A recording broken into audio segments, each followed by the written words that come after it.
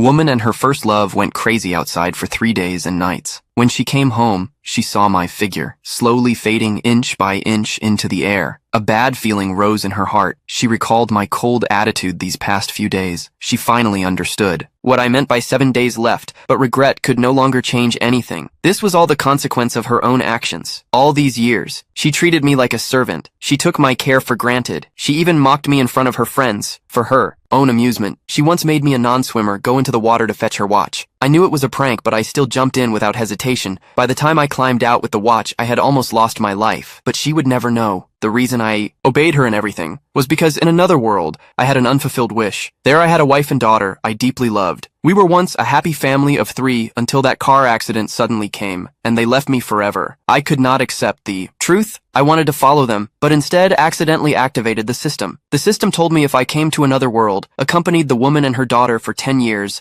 and completed all tasks, I could bring my wife and daughter back to life. Agreed without hesitation, so I became her husband in name for nearly 10 years. I cared for her and her daughter with all my heart, yet they never showed a trace of gratitude. Even when her first love returned, she did not drive me away, only because she knew her first love did not want to be tied by marriage, and I was good at taking care of people, a free nanny. She would never know. She was only my mission target for the sake of reviving my wife and daughter. I could do anything for her. When she and her first love lived happily as a family of 3, I quietly walked away, doing my nanny duties. Even though I tried to lower my presence, I still became a thorn in the first love's eyes. He took the chance of serving soup to pour boiling soup on me, then complained. First saying I did it on purpose, so I was unsurprised to be scolded by the woman and her daughter. The next day, she left for work, leaving her daughter to her first love while swinging the girl he used too much force. Seeing her about to be thrown out, rushed forward to catch her, even as my head hit the sharp edge of an iron bench. I still held her and ran to the hospital. But when the woman arrived, she only heard the first love accuse me of pushing her daughter on purpose. She even had bodyguards. Lock me in a cold storage room. 3 days later, she finally saw the surveillance footage, but not to apologize, only because her daughter cried wanting to eat the food I made. Time quickly passed another day. That day was my birthday. As always, I wished for my wife and daughter in the other world to be safe and happy. Suddenly an assistant delivered a suit, asking me to go to the hotel banquet hall. It turned out that day was also her first love's birthday. The woman held a party for him and to humiliate me before the guests. The first love even risked poisoning the wine,